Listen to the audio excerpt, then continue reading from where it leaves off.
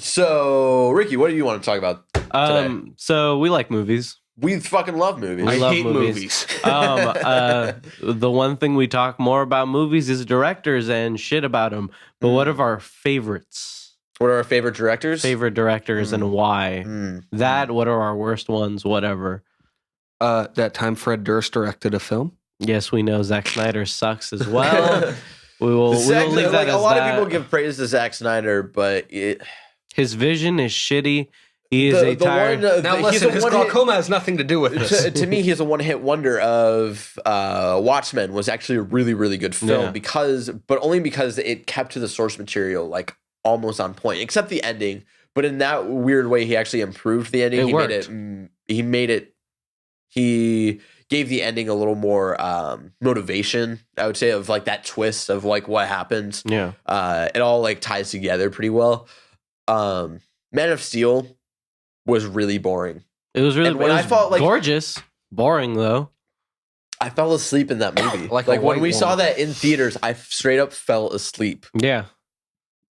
If I fall asleep during a film, that is not a good sign. Like I would rather sit through a cringeworthy movie because again, that's like more entertaining. Like I've talked about that before when we talk about like Star Wars Episode 1 versus Episode 2. Of like, I'd rather watch Episode 2 because Episode 2 is just cringeworthy and just like. Because I'm also like making fun of it and still like enjoying it. But Phantom Menace is just like the first hour of Phantom Menace is like Annie. Yeah, Annie. I was good to you about the Annie. Annie, I'm your real father. Midichlorians, that's all bullshit. Sylvester Stallone was in Star Wars. My nose in your mother.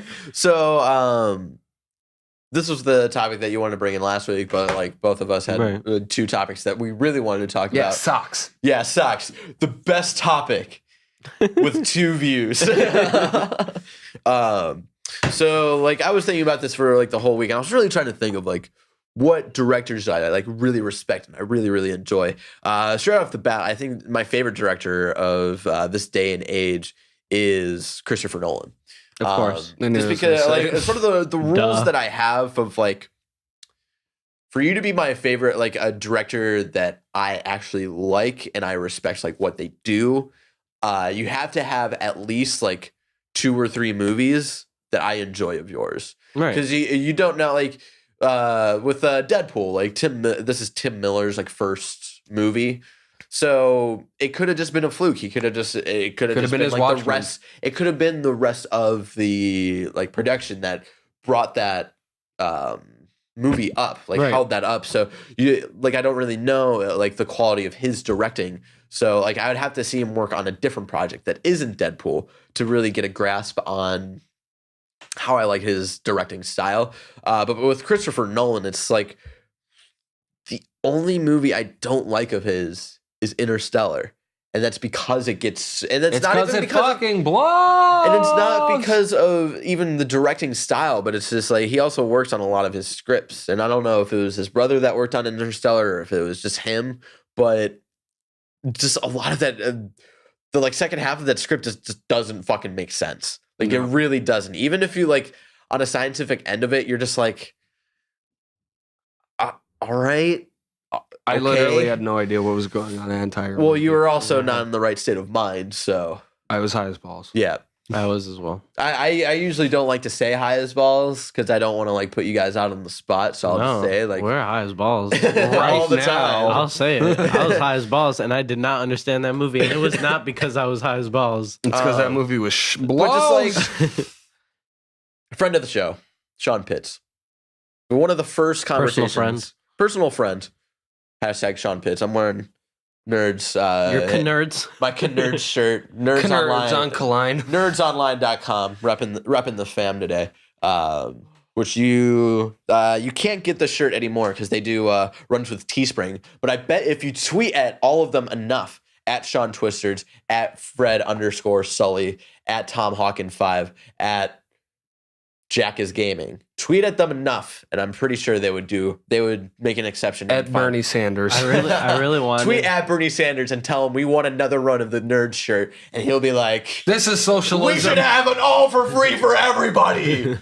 So don't tweet at Bernie Sanders. No, anyway, what Bernie Sanders will do is go, huh? I wanted them to come out with the shirt with like Willy Wonka nerds. at a round table. It was stupid. I was That's a but like one of the first conversations I had with Sean in person was we were at Underdogs, and it was me, Andrew Taylor, and shit. I always forget his name. I always forget his name because I think it's Jacob. It's Jacob Lightly, because I always think of him as Jacob Heavily. I always think of him as Baraka Talk, because that's like his thing on social media all the time. So that's always. But I think it's Jacob. I'm so sorry, if I'm right. If I'm correct in thinking it's Jacob. It's also because I haven't seen him since Kind of Funny Live, which was almost a year ago. So I'm terrible with names. So even if I got Jacob right, like that's like a huge thing for me. And like the four of us, like and Sean and myself included, were at Underdogs and we're talking about the Dark Knight trilogy. And Sean went off for like 20 minutes of why he thinks the Dark Knight is the worst Batman movie, and it was like a really like respectful conversation. We were talking about like all the different aspects of that movie and why it's a bad and why he thinks it's a bad Batman movie.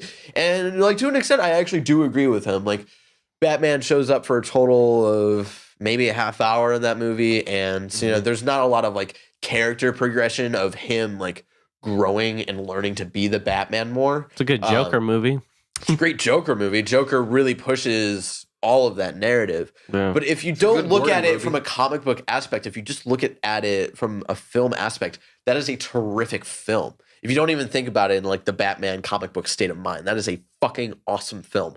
And Sean recently talked about this on Nerds of the Round Table, where and I just want to add to his thought here, where people say they love Batman because he's so grounded. But that's not why, or people say Batman is awesome because he's so grounded. And when people say that, like, he didn't say this part. He brought up like the whole people saying the grounded part. But my thought when Sean was talking about those kind of people, when they say that, they obviously have only really watched the Nolan trilogy and have never really read a Batman comic book or seen like any of the animated series or anything. Right. Because Batman's awesome because he's just sort of a force of nature in a way. And like in the Nolan movies, it is like a grounded take on his character. But that's not why those movies are awesome. They're just beautiful, and in just like a storytelling way, a storytelling aspect. If you don't put the comic book Batman aspect into it, if it was just like some made up like superhero and whatnot, it would be an amazing film. Right. And people would actually, like, everyone would actually see it that way, and not like, you know, a bunch of comic nerds bitching and moaning about it. Now I want to see Christopher Nolan direct a Tick movie. And Dark Knight Rises to an extent, just because I also really like that film, and you know there are obvious problems with it, with just like the way Bane sounds that the entire film. Like I straight up can't understand him in certain lines, and you know I've watched the movie before with subtitles, and I still, like, sometimes when I watch it without subtitles, I still don't remember what he says. I'll rather have Mexican muffled like wrestling mask Bane over that one. But the thing is like especially because Dark Knight Rises came out in the year of like my senior year, and I was taking AP English that year and learning about shit, what's his name? That movie. See, this is, you know, as much as I learned in high school of light and dark, being and becoming, who was Socrates of one of his favorite Plato.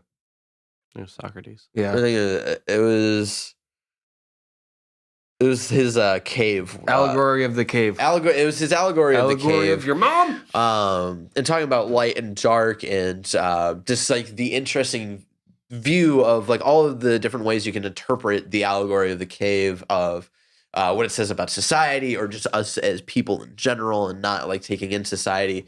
And Christopher Nolan plays with a lot of that, especially in Dark Knight Rises. And so that movie just came out at the perfect time when I was learning, or no, it came out the summer before, and then I started to learn all of that stuff, and I was like, oh, that, like, I actually love Dark Knight Rises even more now because I know all of this stuff.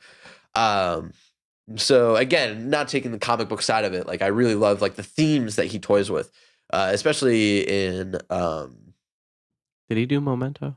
Yes. He did do Memento. Memento. He did like, do Pimento. And that's like my mom always says like Memento's awful. I was like, but you know what? You also like Xanadu, so I cannot trust your like judgment on movies. So like, and you listen to Heart. so yeah, I think Memento is like one of the best movies of all time, to be honest. And even like his first film, which was like an hour long, so The Following, was just like very basic. Like the budget was very low, obviously, and Right. but just like again, the themes that he plays with, and like the character building, and the character, the way he views people in society and how they act in our modern day and age is always very, very interesting. So that's something that. All right, enough about me sucking Christopher Nolan's dick. I'll just name one other one and like two ones that I'm questionable about. Kevin Smith, fucking awesome. Yeah. Kevin Smith is the bae. See, do you like him as a director or as a person?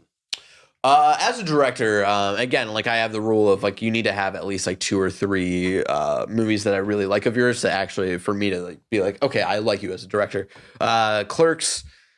Dogma. I think Dogma is his best movie. Mallrats. But I know having Dogma is like your favorite movie of Kevin Smith isn't like a popular. I think I'm in the minority of that. But I think Dogma is his best movie. Because Dogma appears more to like us. Yeah, and then like Clerks, Mallrats, Chasing Amy, I think is his second best film. Tears. Call. Sorry, Dad. I can't. Easy talk to you. E. Yeah, I can't I talk to you. saw Right the now. picture. Have you heard about Bernie? How are you feeling the like, he bird? sensed that I was like, oh, he might be calling me right now because he might have seen that our Let's Get Political topic. He might be really upset that I said like all of the candidates suck. I'm sorry, Dad. It was in the heat of the moment. Okay. How come you're not feeling the burn? So Kevin Smith, just like he really knows. Like I really like him as a scriptwriter as well. He just knows how to write out like interactions between characters really well, and he has like really smart characters, especially for the time of the 90s. Yeah, Kevin Smith is definitely if my favorite. I feel like a lot of his recent films have been sort of shit, to be honest. Red State, Tusk, Ride Along. Did he direct Ride No, Along? not Ride- What? Cop Out. Cop Out. I think it's the same movie. I think not including Cop Out. I really liked Red State. Yeah, Red State was sort of. It was like fucked up. I loved it. I like horror movies. I've never seen it, but like from what I've gathered, it's very mixed Like, reviews. It was pretty much his middle finger to the Westboro Baptist Church, and he invited the leader of the church to come watch it. Yeah. Just to kind of like Yeah. another middle finger Like, to He him. does what he fucking wants, and like, you know, and I respect him for that. Because, you know, even if like those films don't pertain to me Yeah. anymore, at least they're not as like just not giving a fuck as Adam Sandler, you know, because Adam Right. Sandler makes like you gotta respect Well, Adam Sandler's Sandler. doing it for the money. That's why. Well, no, he's But it's doing a good it. movie, Cole. Well, no, It's a he's good not doing movie. it for the It's a good money. movie, He's Jason. got enough money. It's just that he You wants to don't- make movies with his friends. He's not was about stopping to say until something Kevin horrible. James is president. He wants to make movies with his friends, and you know, like, you got to respect him to like that degree. Yeah. But you know, he obviously doesn't have well thought out like films or ideas. And you know, Kevin Smith like just wants to make movies, and you know, they're not as well thought out as like his original movies were, but like they're still like thought out to an extent. He's not always going to have a great movie either. So yeah, Kevin Smith. I think like I watched those movies in a very young time in my life, probably a very inappropriate time to be watching those movies. Definitely. I think I watched Clerks for the first time when I was like 9 years old. As a We're on the man same should. boat. As a man should. And the two directors that I'm sort of iffy about, I'm not too sure because they don't have as many movies out. The first one being Alejandro Inarritu. I love Birdman. Birdman is one of my favorite movies of all time. But Revenant came out, and I wasn't as excited about The Revenant. It might have just been because the setting or what the story was trying to go with or something. There's just something about that where You're it too felt- distracted by the weird-looking kid from We're the Millers. There's just something muddled about that movie. It just might have been, I might have just liked Birdman because I come from a theater background. So all of that story really, really interested me. So it might just be like just the story of The Revenant, not even just because of his directing style where, you know, I was into. But Sorry, Birdman, you mean? And the other one, the other director is Ryan Johnson, where I'm not too sure about. If you're not familiar with him, he directed Looper. He's also going to be directing Star Wars Episode 8. And I'm really excited, and that's why I'm more excited for Episode 8. He directed Looper and he directed Blooper. Because he does know how to do character work. But again, Looper's the only movie I've seen him direct, but he has directed 2 of the greatest episodes in television of all time. The Fly episode in Breaking Bad and the, I forget the title of it, but the episode in Breaking Bad where everything goes to shit. It's like the third to last episode, or Ozymandias. There you go. I was like, it sounds like a Watchmen character. It is a Watchmen character. Yeah. But it's Rorschach. It's not. It's like Ozymandias is Dr. the name of like I think a Greek character. I'm not too sure. It is. That was Egyptian. You're Egyptian. It's like an old character. There's there's like a poem about him. Yeah. And they use the Ozymandias poem for like the teaser trailer of the final season of Breaking Bad, where Bryan Cranston reads it. Such an awesome fucking trailer. I've been fighting with myself to watch it again. but he's doing it in character. Is his character from Malcolm in the Middle? So it's him ice skating to Queen while reading this poem. So Ryan Johnson is another like questionable one because I don't know if he is a good movie director yet, because directing in television and directing in movie is are very two different things. But I did really like Looper, with the exception of Bruce Willis's toe. And it's a good toe. It's a good toe. That was good times.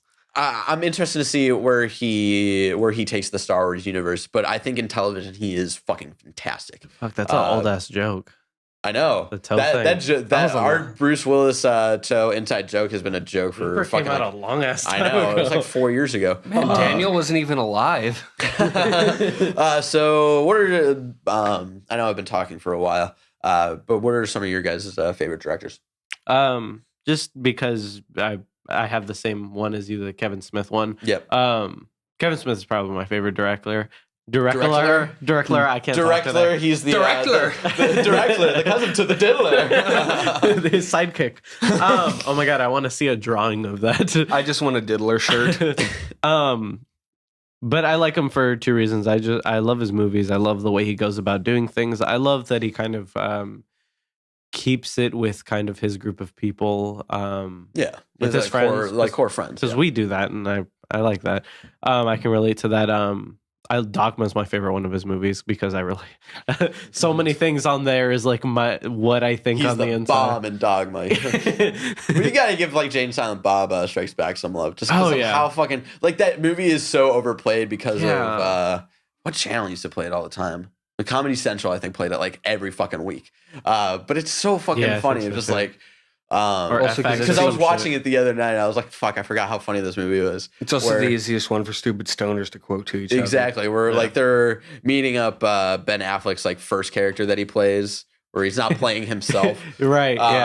That was so weird because I think Jane Silent Bob was one of the first movies I actually watched of his, and I didn't understand the context of Jason Lee plays 2 different characters in that movie. So I was like. So he's the same character and he was just being sneaky about not owning rights anymore. Like I was very confused about that as a kid. But then I realized he was playing 2 different characters. Right. But just like the Ben Affleck scene where they're trying to figure out like, what the fuck is the internet? And they're on movie Poop Shoot and he's like who's playing us? And she's like, it's Miramax, so they'll probably hire like bullshit actors like Ben Affleck and Matt Damon to play you guys. Like, who the fuck is Ben Affleck? You know, those kids who are in Good Will Hunting. It's like, oh, that shit. And he's like, yeah, I wasn't a fan of the movie either. And then Jay is like, yeah, but Affleck was the bomb in Phantom. And he's like, he was the motherfucking Phantom. You know, he's like, fuck yeah, I was. But yeah, the first Kevin Smith movie I watched was Mallrats. So I started off at a great start, and it also had Jason Lee in it, and I fucking love Jason Lee. Jason Lee is the fucking. Jason Lee. Okay, so there's again, we talked about this before, but there's a specific category of famous person that you always like want to root for. Yeah, and it's always like Ewan McGregor, Joaquin Phoenix, yeah, Jeb Bush. clap, please. Please clap. But yeah, Joaquin Phoenix, Ewan McGregor, Jason Lee for me, Lee, yeah. and definitely Kevin Smith, because Kevin Smith is in every single different community that we're in, like our comic book superhero fan base. He does podcasts. Yep. He's a great director. He's in this group of people. And again, he's just like a High really as good balls. Yeah, High as balls. he's just a really good. Again, like what I was saying earlier, he knows how to write for sort of grounded, real people, especially for like mid '90s to early 2000s. Someone in the Kind of Funny Facebook page was asking about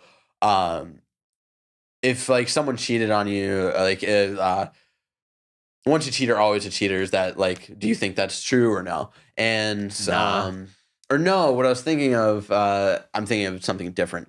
Someone else brought up one of the recent love and sex topics was the should I worry about how many people Right. like my the fun girlfriend's one. my girlfriend has been with. I don't want to talk about like the quality of that video, but just like people who aren't bitching about the video, but we're actually talking about like, oh, how do you guys feel about this? And it's just like, watch Chasing Amy, and then you will understand of why that question is sort of dumb. Yeah. So yeah. Yeah. Sorry, I interjected that. No, that's perfect. Especially now before that video becomes irrelevant. I think it's good to talk about it. I think it's already become irrelevant. So like, yeah, it came out a couple weeks ago, but I feel like love and sex stuff is sort of those things like it's out for a couple days, and then people are like, yeah, whatever. And then it comes back out, and you're like, oh, cool, and then whatever. But yeah, Kevin Smith is kind of like one of those faces that kind of like stuck with me since I've watched Mallrats. Like he's just because you looked in the mirror and you're like, oh shit, I look like I'm turning into him. Oh fuck! You have the backwards The white cap, the same beard. color as Silent Bob. All you need is The hockey. time he came in with a hockey jersey and Yeah. sunglasses. All and you need is like hockey Like the Big jerseys and like Lebowski. you look like ponchos. if Kevin Smith fucked John Goodman.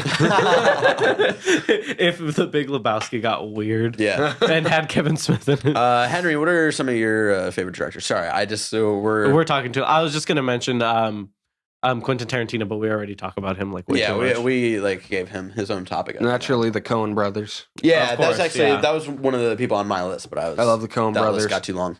Uh, Yeah, they've just got a really good, unique sense of humor Yeah. that I think they nail. Like a lot of people associate that kind of humor sort of with Wes Anderson in a way, but I think they bring it to the fucking like brink of just like perfection of that style of comedy. Yeah, I was about to branch off and just be like honorable mention to Wes Anderson. I love Wes Anderson. That's another person that like I always feel for, and I always want him to like get to like that Jeb point. Bush. But I do think he is overhyped in some sense because I think the Coen brothers do that style of comedy way better. Well, he than got he it does. from them. Yeah, That's like- I don't know. He might be inspired by them. We're not too sure. Another big one for me, Hayao Miyazaki. Oh, Oh yeah, Yeah, duh. exactly. yeah. Yeah. But Because- that's one of those things where I love Spirited Away, and I also really love The Wind Rises, but I'm not as familiar with like his other films. Princess Mononoke. Well, no, I know what they are, but I just The like best one I've behind probably- Spirited Away. Come on, Totoro. I just don't watch them as often. Like I've seen Totoro, I've seen Mononoke, I've seen Ponyo. But like not as often as I've watched Spirited Away, because Spirited Away, I saw that came out at such like a seminal time in my life of like starting to get into anime because one of my babysitters at the time was really into it, and like I remember watching that movie and being like, holy shit, like this is really Barrett cool. just has a weeboo face. I think that's the I'm not Alex O'Neill. I think that's the biggest thing about Spirited Away, especially for our generation, that it just came out at that perfect time. That's the same reason why Tasia loves that movie as well. Perfect timing. Another one for me is Martin Scorsese. More course. skates of his season. More Diddler. Martin Scorsese, the director and the diddler. All related. Damn it. And Joppa Pons. And drop pounds. I accidentally said that the other day while I was recording a Let's Play too. I was like, fuck. But Martin Scorsese is like, I like his directing, but the problem is that like a lot of his movies blend together with like, oh, these are all movies about Italians in America. The one thing that I think Scorsese knows how to nail energy in a movie and like how important situations can be, how dire situations can be. He knows how to build that up. But I feel like the problem with a lot of his directing is when you have one same tone throughout your entire movie, it doesn't become as special anymore. Right. And that's one of the main problems. Like, I love The Departed, but there's a problem with that in The Departed, where the entire time it feels like the same sort of level of like energy and like seriousness. And you're like, you don't get a break from it. So you don't, when you feel those like crazy moments of excitement and importance, they don't feel as special because the whole movie has been at like this crazy level of it. Right. So that is like the one, like I do really like Scorsese, but he does have that problem a lot. I think he does a good job of making a lot of his Scorsese. Is that a Pokemon? Bobby Joe Billy Strong. Bobby Joe Billy Strong. I fucked your mom. We need to tell you about that after. Yeah. But I think he does a good job about making most of his scenes feel authentic. Yep. Like for a lot of the downtime, like most of Goodfellas just feels like that's actually happening and not a movie or anything. Like especially with bar scenes, like most of Goodfellas it's easy to make that seem fake. Yeah. Especially with those actors in it. But I think Martin Scorsese I can think bring the best I out think of the best bar scene that Scorsese has directed is like, you know, whenever my girlfriend gets her period, she drinks cranberry juice. What are you, on your period? Just fucking smashes the glass into his fucking face. So great. I think the best one is, why don't you get your Shambox? Where they just start killing them. I think it's ABBA or something. It's usually ABBA. Yeah. It's usually. So let's move on. Who's Bobby Joe Billy Strong. Bobby Joe Billy Strong, the best director of all time. Got it.